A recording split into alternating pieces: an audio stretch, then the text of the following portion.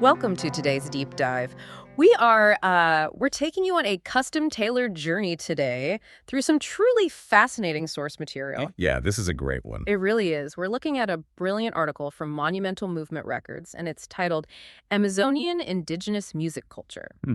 And our mission for you today is simple, but it's, pretty ambitious. We want to fundamentally rethink what music actually is. Right, yeah. It's a total paradigm shift. Exactly. This isn't just your standard tour of world music. By the time we're done here, you are going to have this profound aha moment about how sound can serve as, well, the structural architecture of a whole society. Yeah, and an unbreakable historical record, too. Right, and a direct plugged-in line in nature itself. Because, think about walking down a busy city street today.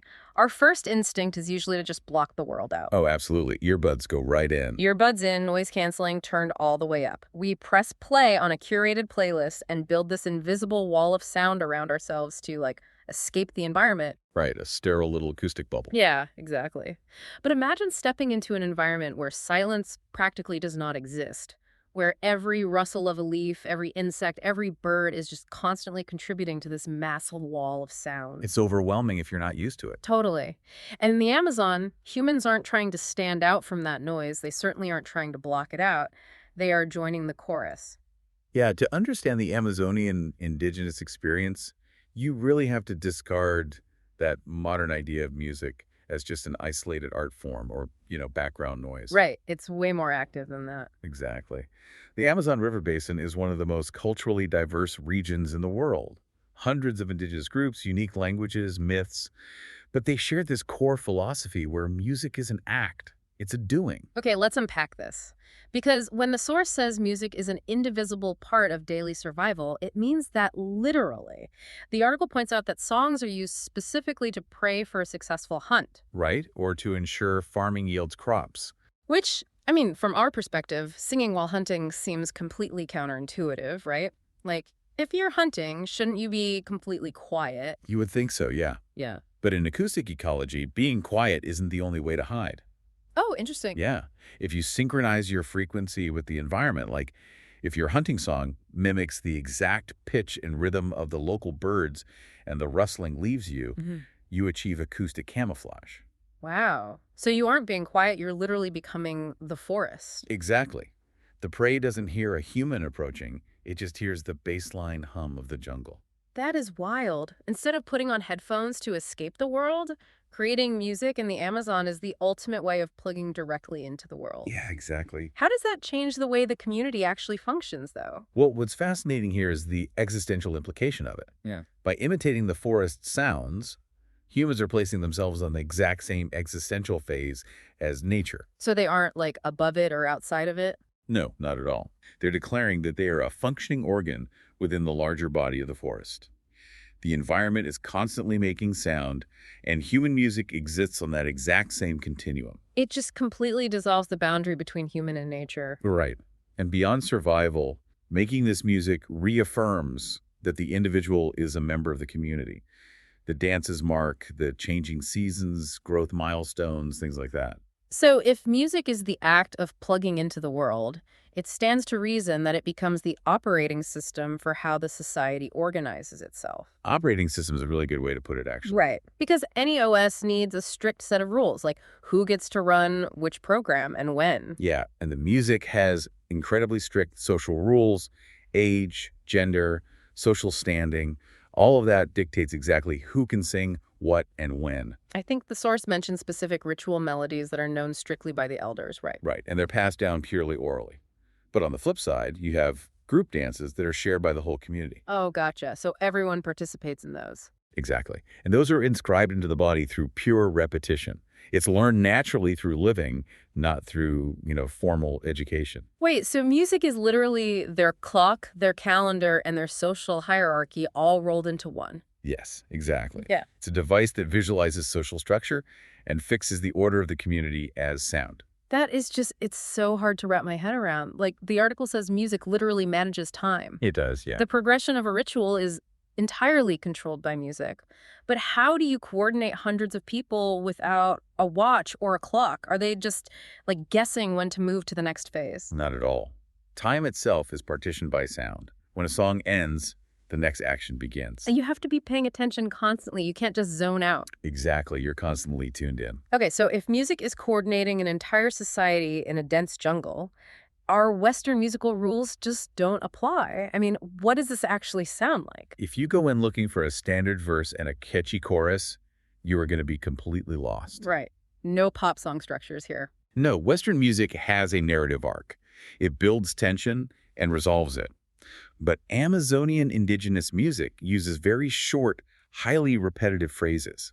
There's no Western-style development or resolution. And there's a reason for that, right? Because the melodies and rhythms directly mimic the environment. Right. Bird calls, animal footsteps, the rhythm of rain. And the forest doesn't have a neat, tidy ending. It's an endless, continuous space, so the music reflects that boundless structure. Exactly.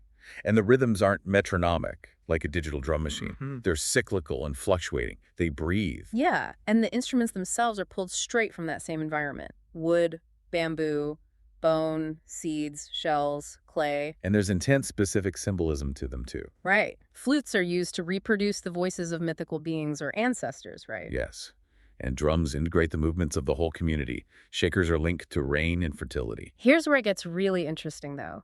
The source material details how, with some of these specific instruments, it is strictly forbidden to actually see them. Yes. They're completely invisible instruments. Which is mind-blowing. I mean, we are such a visually dominant culture. If we hear a sound, we want to look at the person making it. Right, you want to see the guitarist's fingers. Exactly. But here, visual confirmation is forbidden, meaning the power of the instrument exists entirely in the auditory realm. It transcends visual information completely. Yeah, and the reason is deeply spiritual. The timbre, the actual tone of the instrument, isn't just viewed as a sound. It's seen as the literal manifestation of spiritual beings. So if you see a person blowing into a piece of bamboo, your brain just sees an object. Exactly. But if you're forbidden to look, and you just hear this complex frequency echoing through the trees, you're experiencing the spirit itself. That is brilliant. And the spiritual connection isn't just symbolic. The vibrations have intense practical applications for healing, right? Oh, absolutely. In rites of passage and healing rituals, shamans use these long, repetitive songs to alter participants' consciousness. Basically shifting them from everyday time into ritual time. Exactly. They commune with spirits to find the root causes of illness. And the lyrics aren't always literal, right? Like they don't always have a direct translation. Right. They are highly symbolic. The true power isn't in the meaning of the words. It's in the physical vibration and the repetition. It's just wild to think about sound being used as a physical tool like that. But it goes even further. Because these societies do not use written language, music is their ultimate memory device. Yes. This is crucial for preserving their civilizational history. Think about how we use catchy jingles or rhymes to remember a phone number, but imagine doing that to memorize the entire history and mythology of your civilization. This raises an important question, though, about the vulnerability of oral histories. Right, because we usually think of oral history like a game of telephone, where it degrades over time. Exactly. But in this culture, myths are told as songs.